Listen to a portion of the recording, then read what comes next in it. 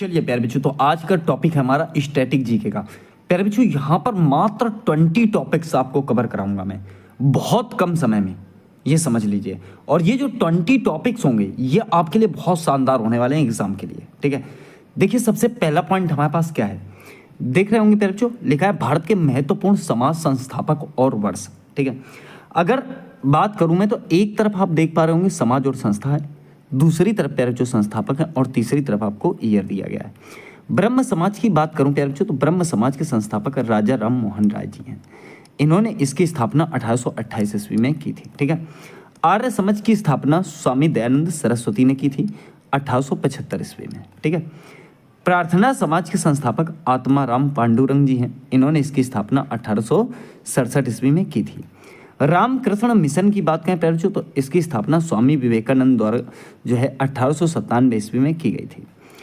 देखिए theosophical society की स्थापना जो है हेलेना ब्लावात्स्की एवं हेनरी स्टेल अल्कॉट ने की थी 1875 में। सत्यशोधक समाज की स्थापना जो ने तो ज्योतिराव फूले ने की थी। आप ऐसा कह सकते हो महात्मा ज्योतिराव फूले ने की थी, और ये प्यारे बच्चों 1873 में की थी। अगर क्वेश्चन पूछे कहाँ की थी तो पुणे में की थी, पुणे महाराष्ट्र में। ठीक है, देखिए राधा स्वामी सत्संग की स्थापना शिव दयाल सिंह जी ने की थी 1861 में। ठीक है, वेद समाज की स्थापना केशव चंद्र सेन ने की थी 1864 में। बहिष्कृत हितकारिणी सभा की स्थापना जो है डॉक्टर भीमराव अंबेडकर ने की थी। किसने की? तो डॉक्टर भीमराव अंबेडकर ने की थी 1924 में। फिर देखिए आगे देखिए, सर्वेंट्स क्या लिखा है प्यारे बच्चों, सर्वेंट्स है ये, सर्वेंट्स ऑफ सोसाइटी, या फिर कह सकते हो सर्वेंट्स ऑफ इंडिया सोसाइटी की स्थापना जो है गोपाल कृष्ण गोखले ने प्यारे बच्चों आपके पुणे में की थी। कहाँ की थी? पुणे में ही की थी। तो ये बात भी आपको याद रखनी है। कब? तो 1905 में की थी प्यारे बच्चों, और इसका उद्देश्य भारतीयों को देशभक्ति और निस्वार्थ भाव से समाज सेवा के लिए प्रशिक्षित करना था। तो ये सारे के सारे पॉइंट आप अपने दिमाग में रखना। देखिए बात करेंगे भारत के महत्वपूर्ण पार्कों की।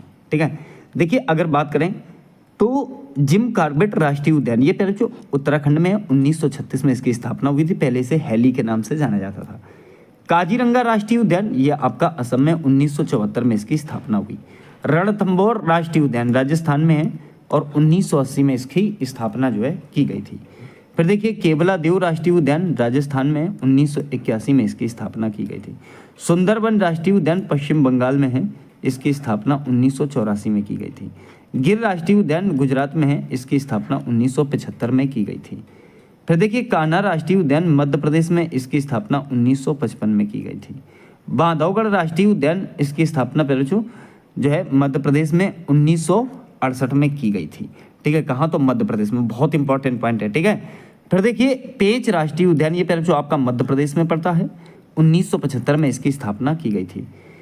सिमलीपाल राष्ट्रीय उद्यान ये आपका उड़ीसा में है, 1980 में इसकी स्थापना की गई थी। पेरियार राष्ट्रीय उद्यान केरल में है, 1982 में इसकी स्थापना की गई थी। हेमिस राष्ट्रीय उद्यान बहुत पूछता है, लद्दाख में 1981 में इसकी स्थापना की गई थी। ग्रेट हिमालयन राष्ट्रीय उद्यान हिमाचल प्रदेश में 1984 में इसकी स्थापना की गई थी।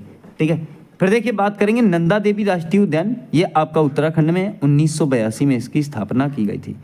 कूनो राष्ट्रीय उद्यान ये बच्चों नया है, मध्य प्रदेश में है, और 2018 में जो है इसको राष्ट्रीय उद्यान का दर्जा मिला है। देखिए जो नामीबिया से चीते लाए गए थे वो प्यारे बच्चों यहीं पर रखे गए थे, ये पॉइंट भी अपने दिमाग में रखना। समाधि स्थल, क्या? प्रमुख समाधि स्थल। राजघाट की बात करें तो प्यारे बच्चों महात्मा गांधी का समाधि स्थल है। शक्ति स्थल की बात करें प्यारे बच्चों तो आपका इंदिरा गांधी जी का है। विजय घाट लाल बहादुर शास्त्री जी का है। अभय घाट मोरारजी देसाई जी का है। समता स्थल प्यारे बच्चों जगजीवन राम जी का है। ठीक है, फिर देखिए शांतिवन जवाहरलाल नेहरू का है। वीर भूमि राजीव गांधी जी का है। किसान घाट प्यारे बच्चों आपका चौधरी चरण सिंह जी का है। अब फिर देखिए सदैव अटल, सदैव अटल प्यारे बच्चों ये आपका अटल बिहारी वाजपेयी का है, अटल ही लगा हुआ है पीछे। एकता स्थल ज्ञानी जैल सिंह जी का है। ठीक है, देखिए भारत में प्रचलित प्रमुख है। ठीक है, जैसे पेटीएम की बात करें प्यारे बच्चों, कुछ इधर विदेशी भी हैं। देखिए पेटीएम की बात करें तो नोएडा भारत में इसका मुख्यालय प्यारे बच्चों, विजय शेखर शर्मा इसके संस्थापक हैं। ठीक है, फोन पे की बात करें तो बेंगलुरु भारत में इसका मुख्यालय है। समीर निगम, राहुल चारी और बजिंग इंजीनियर इसके संस्थापक हैं। फ्लिपकार्ट प्यारे बच्चों बेंगलुरु भारत में इसका मुख्यालय है, और जो है सचिन बंसल और बिन्नी बंसल इसके संस्थापक हैं।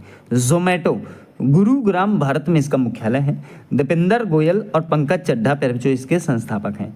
स्विगी बेंगलुरु भारत में इसका मुख्यालय है। श्री हर्षा मजेटी, नंदन रेड्डी और राहुल जेमिनी इसके संस्थापक हैं। मोबीक्विक जो गुरुग्राम भारत में इसका मुख्यालय है। विपिन प्रीत सिंह और उपासना टाकू ये जो हैं इसके संस्थापक हैं। बायजूस जो ये तो अब पूर्ण रूप से नष्ट हो चुका है, बेंगलुरु भारत में है। बायजू रविचंद्रन के द्वारा जो है, दिव्या गोकुलनाथ भी इसमें ऐड है, इन दोनों के द्वारा इसे जो है बनाया गया था। अब तो ये समझ लो पूरा नष्ट हो गया है। इनके जो मालिक हैं उनकी तो गिरफ्तारी की बात चल रही है। सही है। आ जाओ यूट्यूब की बात करें तो देखिए सैन ब्रूनो कैलिफोर्निया अमेरिका में इसका जो है मुख्यालय है। जावेद करीब, स्टीव चैन और चैड हर्लेन इसका जो है इसके जो है जो आपके संस्थापक हैं।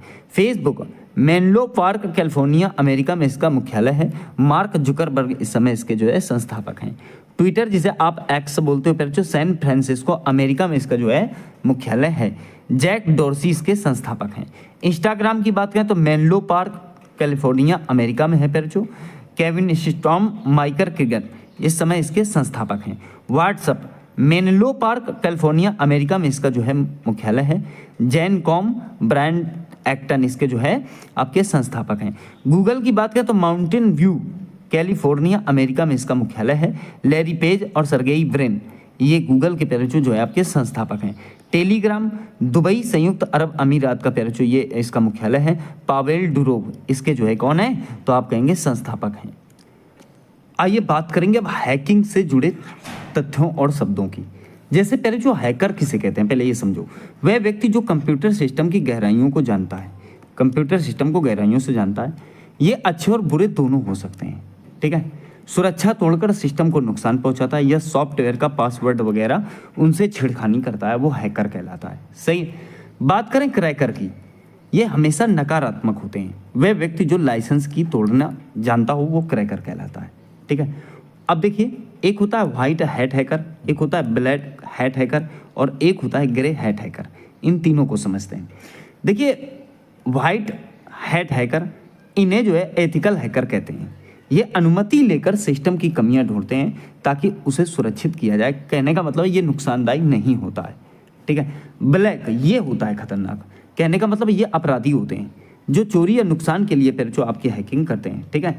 ग्रे हैट हैकर ये बिना अनुमति के सिस्टम में घुसपैठ करते हैं, लेकिन इनका इरादा आमतौर पर नुकसान पहुंचाना नहीं होता है, बल्कि सिस्टम एडमिनिस्ट्रेशन की कमजोरी के बारे में जो है बताना इनका काम होता है ग्रे हैट हैकर का। तो सबसे खतरनाक कौन सा है? Black hat hacker. अब देखिए शब्द और उसके अर्थ को समझते हैं, ठीक है। जैसे फिशिंग किसे कहते हैं तो ईमेल द्वारा ठगी को हम फिशिंग कहते हैं। विशिंग किसे कहते हैं तो कॉल द्वारा ठगी को कहते हैं। स्मिशिंग एसएमएस द्वारा ठगी को कहते हैं।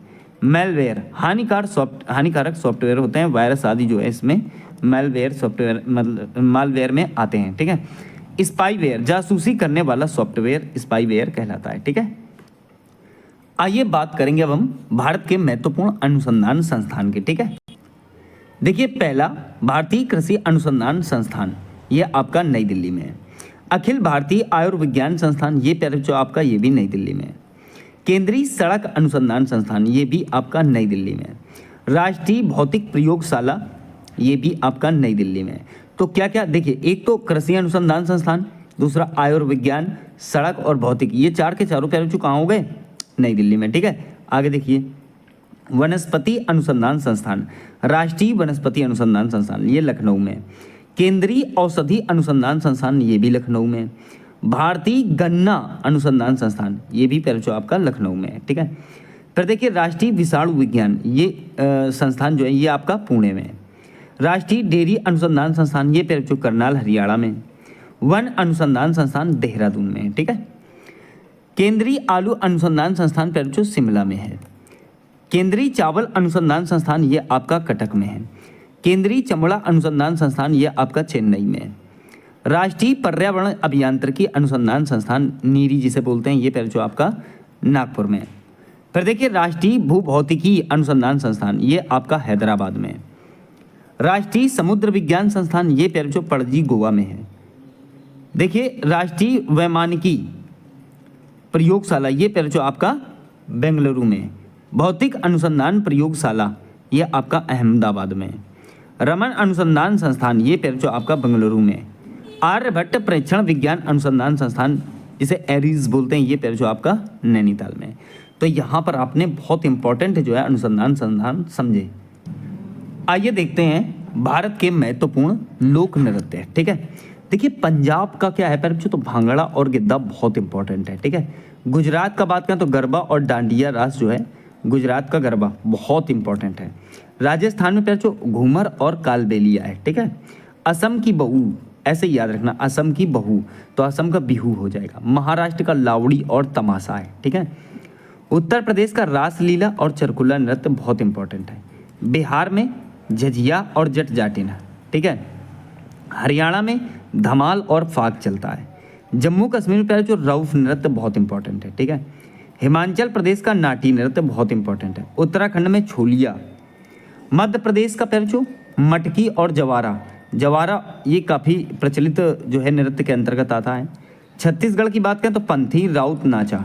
ठीक है, राउत नाच भी बोलते हैं। झारखंड में झूमर आता है। सही है, देखिए झारखंड का झूमर है और राजस्थान का घूमर है। ठीक है, और ओडिशा की बात करें तो छऊ और घूमरा है। ठीक है, पश्चिम बंगाल में पहले जो गंभीरा और छऊ है, छऊ दो जगह हैं। ठीक है, दोनों याद रखना, आपको ऑप्शन ही ऐसे देगा कि मतलब आपको कन्फ्यूजन ना हो। सही है, आंध्र प्रदेश का लंबाड़ी, तेलंगाना का पेरिनी शिवतांडवम, कर्नाटक का यक्षगान, केरल का पहले जो तिरुवार त्रिकाली। ठीक है, कली भी बोल सकते हो, तिरुवातिराकली, तमिलनाडु का करगुट्टम और कावड़ी, मणिपुर का लाई हरोवा, नागालैंड का चांगलो, मिजोरम का पहले जो चेराव बोलते हैं ये बांस नृत्य भी बोलते हैं इसे। ठीक है, बांस नृत्य कहाँ का है तो मिजोरम का है। मेघालय का साठ सुक मिनसियम, अरुणाचल प्रदेश का पोनुम, त्रिपुरा का होसगिरी और गोवा का पहले जो फुगड़ी। तो यहाँ आपने नृत्य समझे।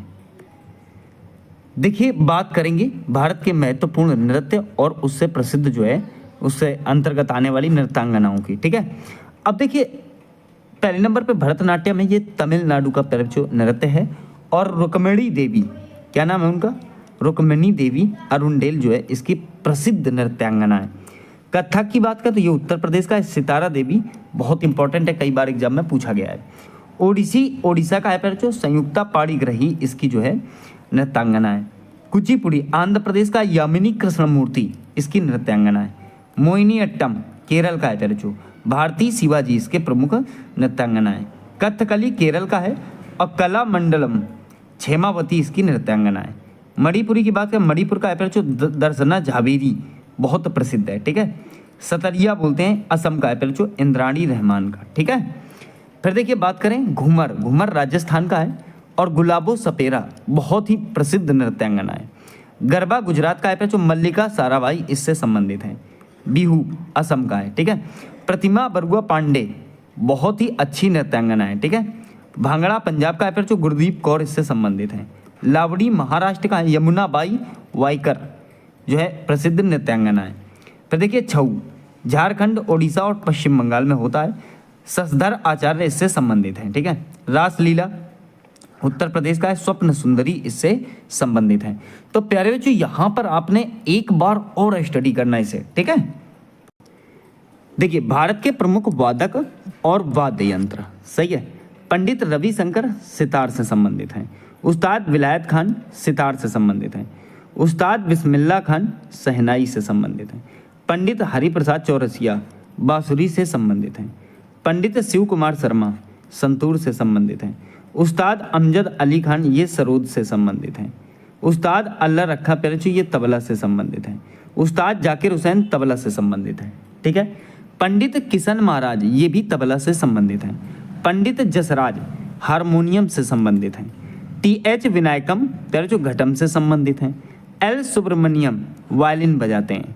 एन राजम ये भी आपके वायलिन बजाते हैं।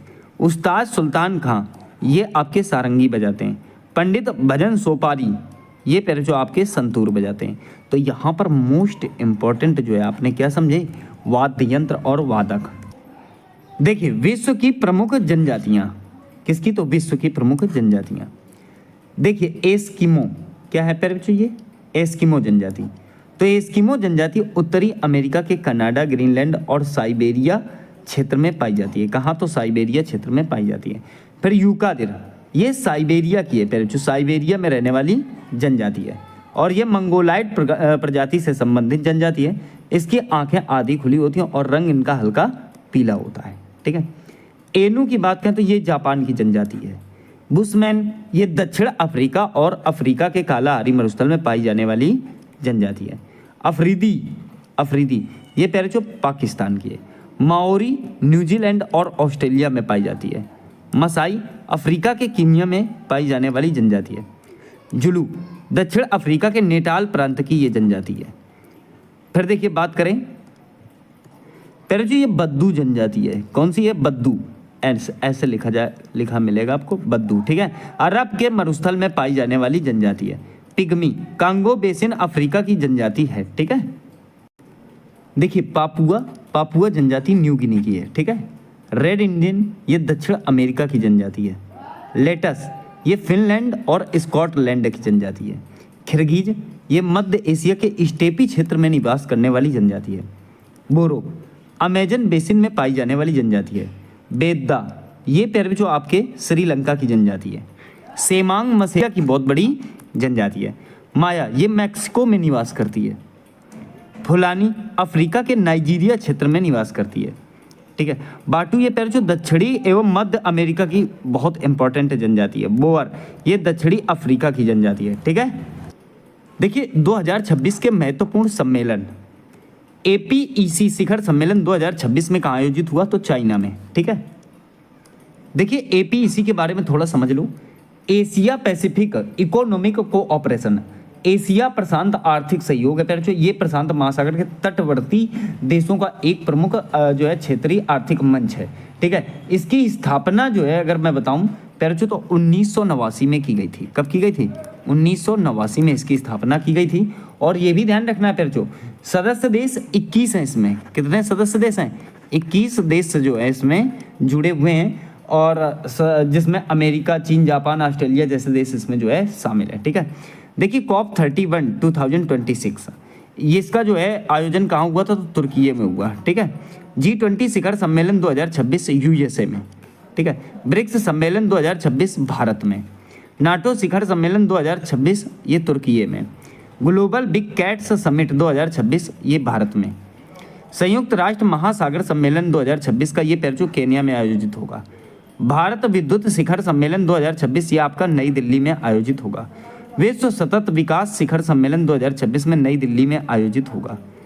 विश्व महासागर विज्ञान कांग्रेस 2026 का आयोजन कहाँ होगा? तो गोवा में। बात अगर महासागर विज्ञान सम्मेलन की है पेरचू किसकी? तो यहाँ समझना किसकी? महासागर विज्ञान सम्मेलन। तो प्यारे बच्चों ये ध्यान रखना ये 2026 में हुआ है। कहाँ हुआ है?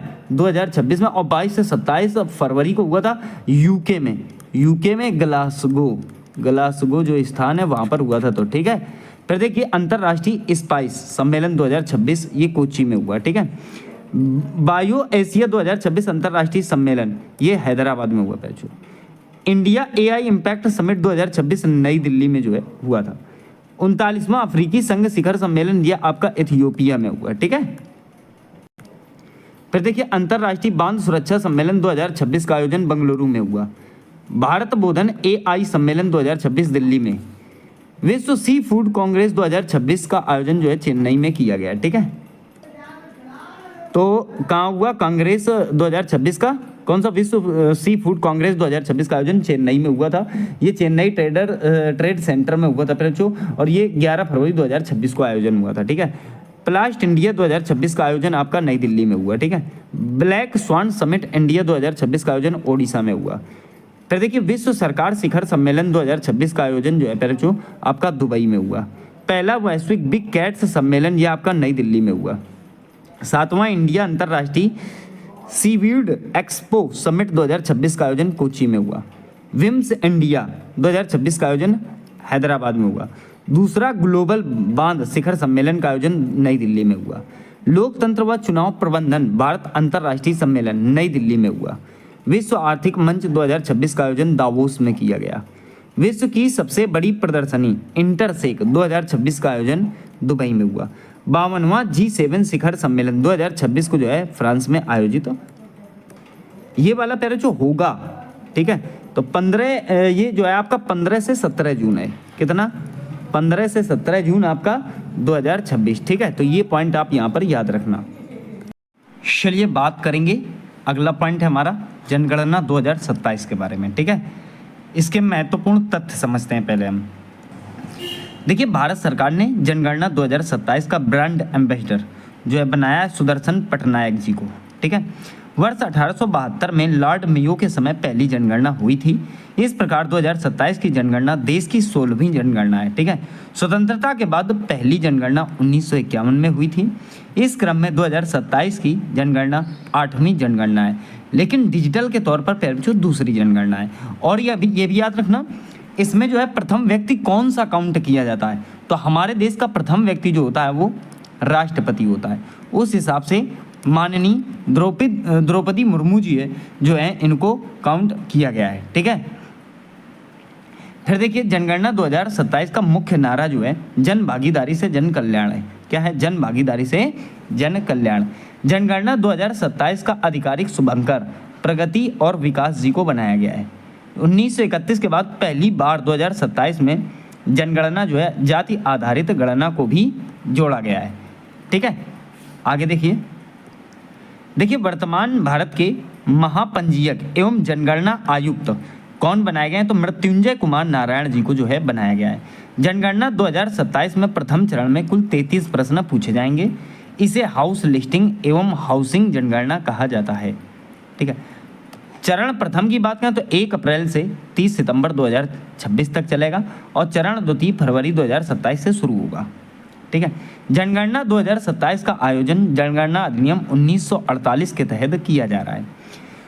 देखिए ये एक प्रकार की स्वगणना होगी और इसके लिए एक पोर्टल लॉन्च किया गया है se.census.government.in, ठीक है।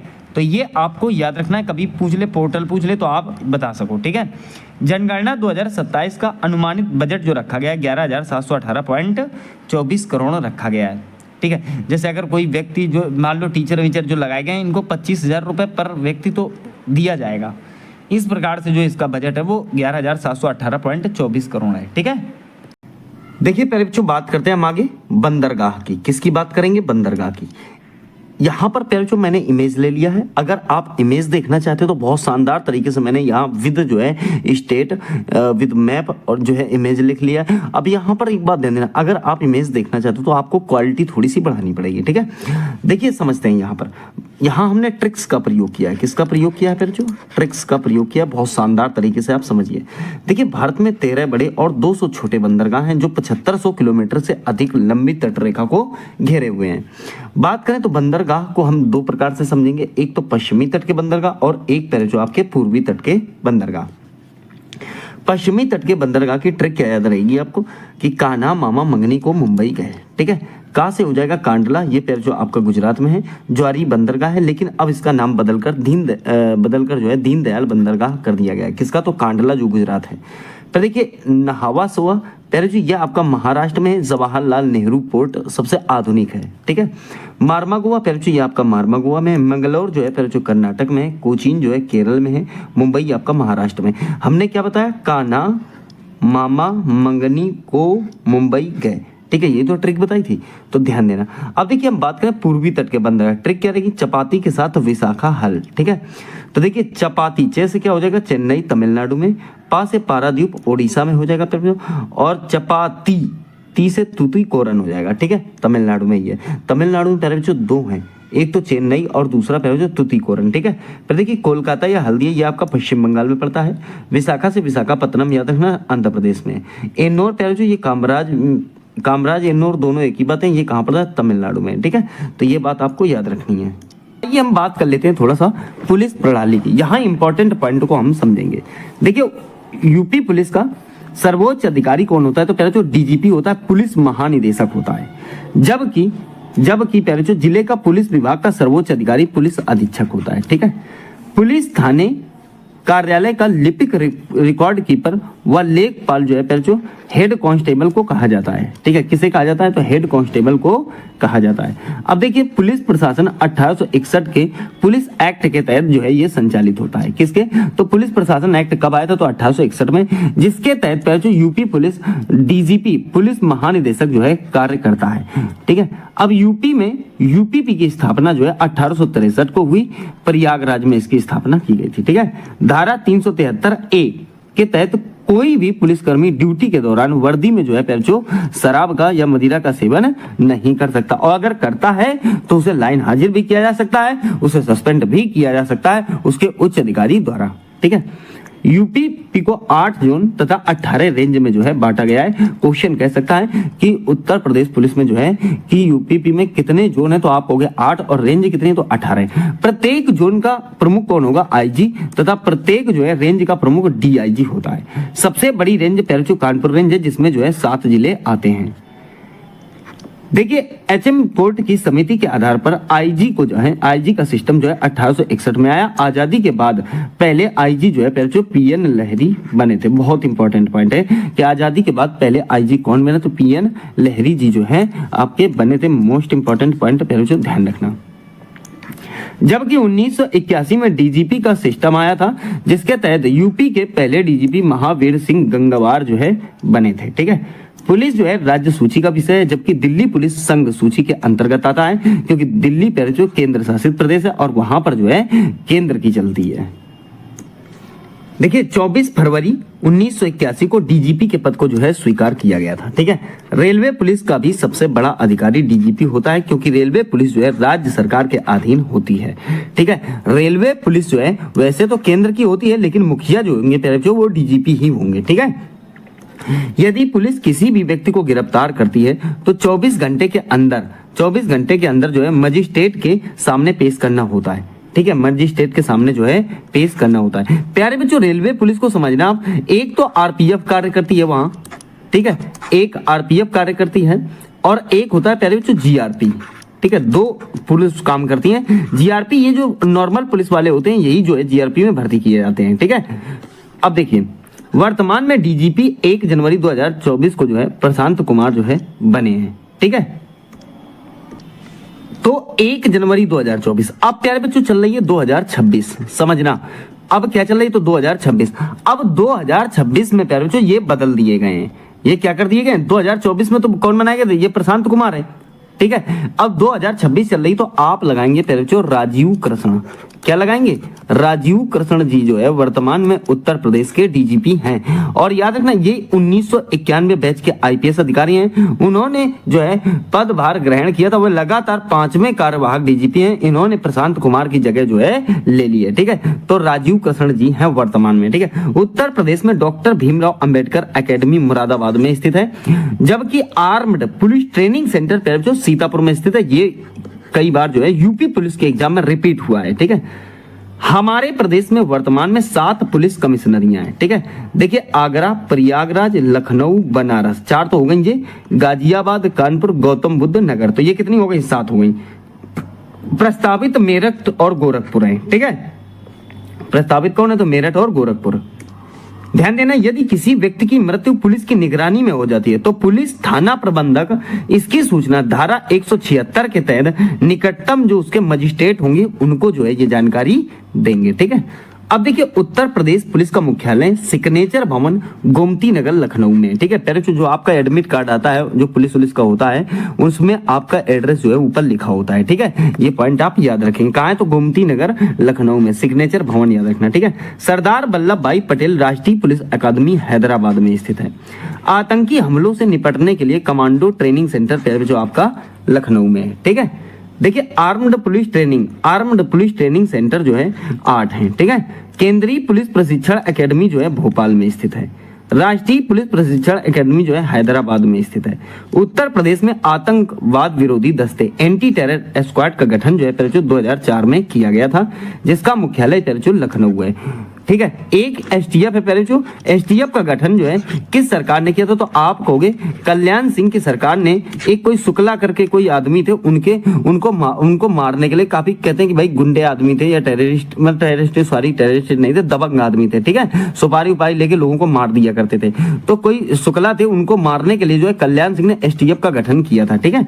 अब देखिए मार्च 2021 के समय उत्तर प्रदेश में महिला पावर हेल्पलाइन नंबर 1090 की शुरुआत जो है हुई थी। 1090 1090, ठीक है, जिसका प्रमुख मीरा रावत को जो है बनाया गया।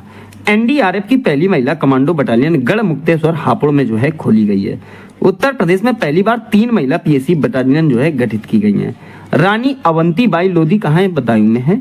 उदा देवी पहले जो आपकी लखनऊ में है, और झलकारी बाई कोली ये आपका गोरखपुर में है, ठीक है। झलकारी बाई कोली ये आपका कहाँ है, तो गोरखपुर में। उत्तर प्रदेश पुलिस के राष्ट्रीय ध्वज में 2 रंग हैं, एक लाल और दूसरा नीला। उत्तर प्रदेश पुलिस का आदर्श वाक्य सुरक्षा आपकी संकल्प जो है हमारा है, ठीक है। देखिए संयुक्त राष्ट्र संघ के अनुसार प्रति 1 लाख जनसंख्या पर 222 पुलिसकर्मी होने चाहिए, पर ऐसा नहीं है। नक्सलवाद से देश के 11 राज्यों के 90 जिले प्रभावित हैं, ठीक है, और जिनमें यूपीपी के 3 जिले हैं। कौन कौन से, चंदौली, मिर्जापुर और फिर जो आपका सोनभद्र, ठीक है। भारतीय पुलिस व्यवस्था का जनक लॉर्ड कॉर्नवालिस को कहा जाता है। इसी ने जो है दरोगा सिस्टम पद्धति की जो है शुरुआत की थी, ठीक है। प्रत्येक जिले में 5 से 6 सर्कल होते हैं, और उन सर्कल का प्रमुख डिप्टी सुपरिटेंडेंट होता है, जिसमें 10 थाने उसके अंतर्गत आते हैं। प्रदेश में कॉमर्शियल कोर्ट 13 जिलों में गठित है। प्रदेश में कुल श्रम न्यायालय की संख्या पहले जो 20 है। प्रदेश में कुल जिला कारागार 62 हैं।